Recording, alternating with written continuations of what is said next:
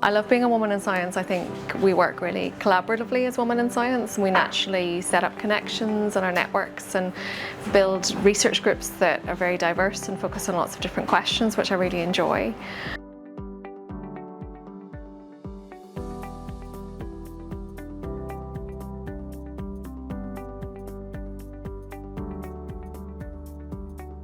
Loved when you have a result and you know it and nobody else knows it.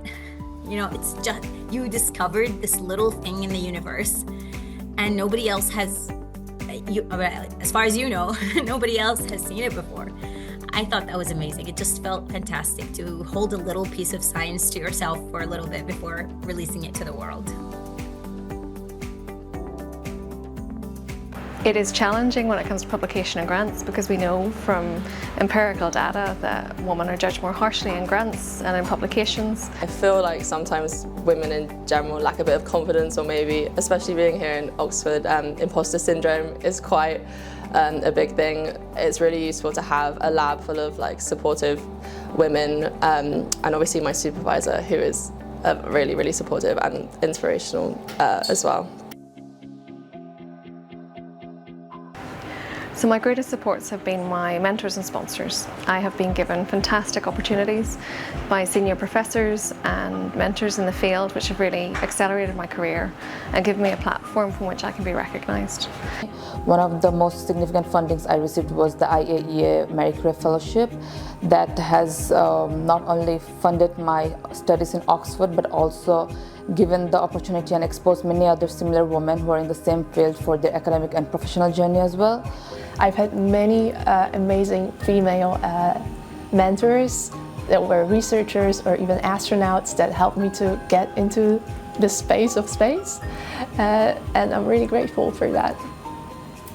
We need to know also how to surround ourselves with good mentors, and then also a supporting environment that can lead you or push you as well to do better and to go also further.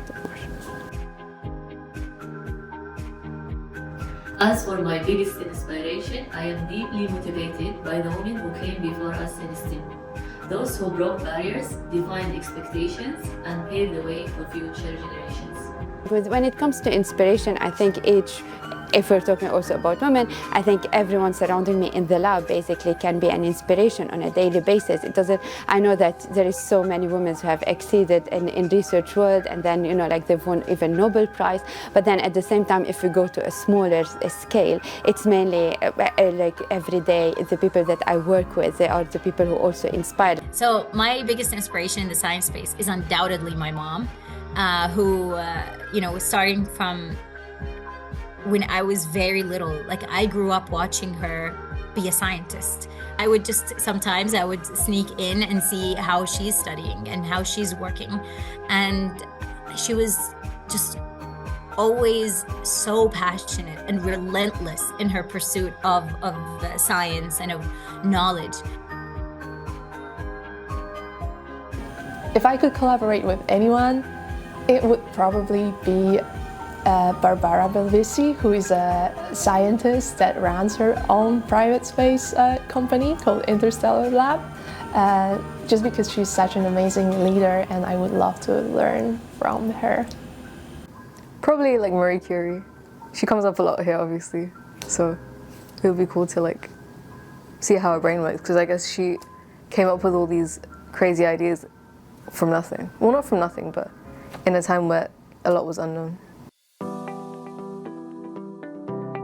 To young women considering a career path in STEM or cancer medicine, my advice is very simple. Don't let anyone tell you that your dreams are too big. Be confident in your abilities, because the world needs your unique perspective, especially in subjects and fields like cancer medicine, where every discovery brings us closer to new treatments and also new cures. I would say don't be discouraged by thinking that it's a male-dominated space, because it is much more inclusive than even I thought so.